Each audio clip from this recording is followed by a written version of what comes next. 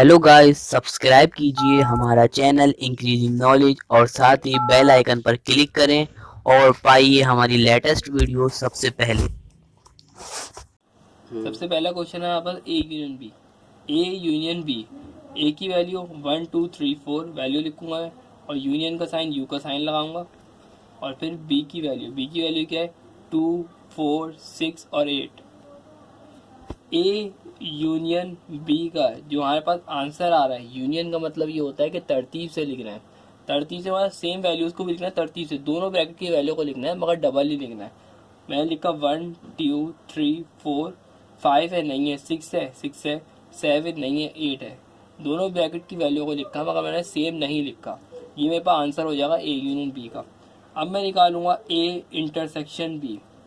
Intersection में क्या करते हैं, इंटरसेक्शन में हमेशा वो वैल्यू लिखेंगे जो हमारे पास क्या है सेम है। अब सेम वैल्यू क्या है 1 2 3 4, इंटरसेक्शन का साइन और बी की वैल्यू लिखूंगा क्योंकि बी है यहाँ पे। बी की वैल्यू क्या होगी यहाँ पे 2 4 6 और 8। ए इंटरसेक्शन बी का जो हमारे पास आंसर आ रहा है, इंटरसेक्शन मतलब क्या है सेम। सेम क्या है 1 है नहीं है, 2 है, 3 भी नहीं है, 4। 2 और 4 क्या है इसके अंदर सेम है दोनों ब्रैकेट में, तो मैंने लिखा यहाँ पे 2 और यहाँ पे लिखा 4।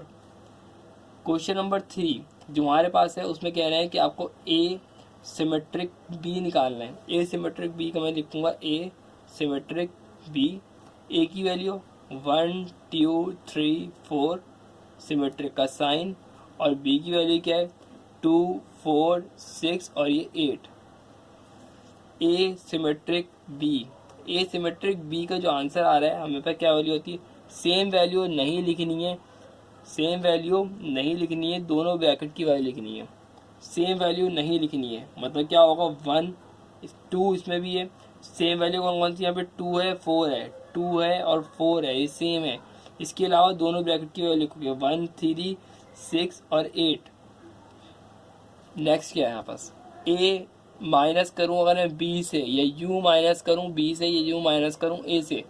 सही है, वैल्यू किसकी लिखूंगा ए की लिखूंगा। ए की वैल्यू क्या है, एक सेकंड, जो क्वेश्चन नंबर 4 है ए माइनस बी, और ए की वैल्यू क्या है इसके अंदर 1 2 3 और 4 माइनस, और बी की वैल्यू क्या है 2 4 6 और ये हो गया 8। ए माइनस बी की जो वैल्यू आ रही है, अब क्या करना है, सेम वैल्यू कौन कौन सी इसके अंदर 2 और 4, 2 और 4 सेम वैल्यू नहीं लिख।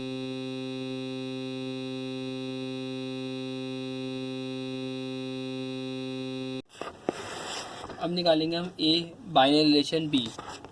हम लिखेंगे ए बाइनरी रिलेशन बी, इस तरह से निकालेंगे ए बी सी डी। ये मैंने ए की वैल्यू लिख दी क्रॉस। अब मैं बी की वैल्यू लिखूंगा वाई एंड जेड, ये मैंने साइन लगा दिया क्रॉस का। ए बाइनरी रिलेशन बी का आंसर जो होगा वो एक वैल्यू हमेशा हमेशा पेयर बनेगा। एक वैल्यू का दूसरी वैल्यू से पेयर बनेगा। एक वैल्यू यहाँ पर ए है, ए वाई, ए पहले वाई से होगा, ए फिर जेड से होगा, ए जेड। इस तरह से बी वाई और फिर आएगा बी जेड, फिर इसका सी वाई और फिर आ जाएगा सी जेड। फोर्थ कौन सा है डी वाई और ये आ गया डी जेड। ये हमारे पास हो गया आंसर। अब हम निकालेंगे बी के सबसेट्स बनाएंगे। बी के सबसेट जैसे कि हम जानते हैं वी नो डेट, जैसा कि टोटल सबसेट, इसका एक फॉर्मूला है total subsets is equal to 2n। 2n मतलब 2 एक फॉर्मूला हो गया, और n क्या है नंबर्स कौन से नंबर्स हैं, बी की जो वैल्यूज़ हैं वो कितनी हैं 1 2 3।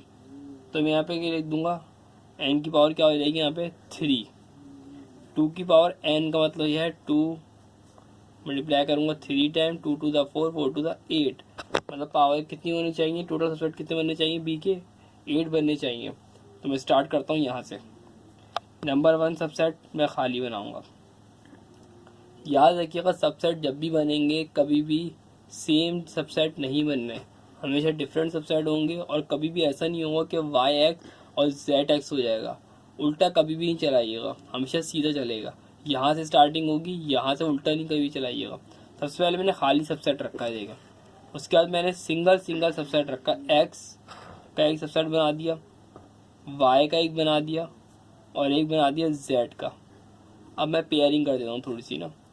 अब मैंने बनाया है वाई एक्स वाई का, एक्स वाई। अब मैंने वाई को ख़त्म कर दिया तो एक्स जेड का बनाया। अब मैंने एक्स और जेड का बना दिया। अब मैंने बनाया वाई और जेड का, वाई और जेड का।